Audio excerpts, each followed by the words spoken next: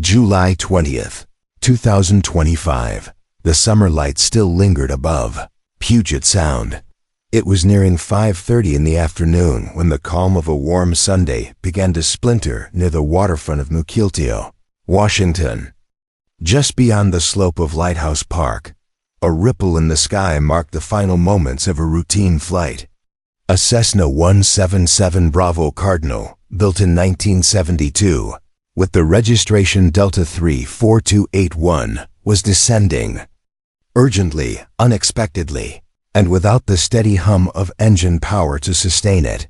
This particular aircraft had departed earlier from Friday Harbor, winding its way down the archipelago with Everett Snohomish County Airport as its destination. The pilot and two passengers were en route over the glittering surface of the Sound, tracing a familiar path in favorable weather. But something perhaps gradual, perhaps abrupt, interrupted their progress.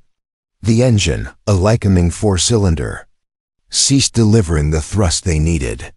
Over water, with little altitude left to barter, decisions came quickly. There was no room for error. At approximately 2 miles south of Seattle Payne Field, near the edge of Mukilteo's recreational shoreline, the aircraft met the sea. The descent was not a dive, but rather a controlled ditching, a final act of airmanship amid duress. The Cessna touched down on the water, skimming the surface before settling near the boat dock that curves out from the park's edge. It would not float for long.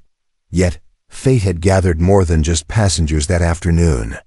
Families, friends, and visitors filled the beachfront, many still lingering after the day's warmth. From the edge of the park, witnesses turned toward the Sound. Some rushed forward. Reports suggest that before any official rescue could arrive, bystanders had already stepped into the water. With urgency and remarkable courage, they brought all 3 occupants safely to shore. There were no reported injuries, no lives lost. The aircraft, however, was not so fortunate. It sank beneath the waves shortly thereafter, leaving behind only turbulence and the trace of its passage. Substantial damage had been sustained. What began as a simple flight between small airfields ended beneath the surface, its fuselage resting. Now in the cold depths just off the Washington coast, federal records confirm the aircraft's origin, owned by RAC Aviation, a small operation based in Linwood. Its registry was valid through late 2028. It had lived a long life in the skies, more than half a century old. Whether the failure stemmed from mechanical fatigue, fuel delivery, or another unseen factor remains a question for the investigation ahead. But this much is clear. The airplane, once a symbol of freedom aloft, had surrendered to gravity and to the sea.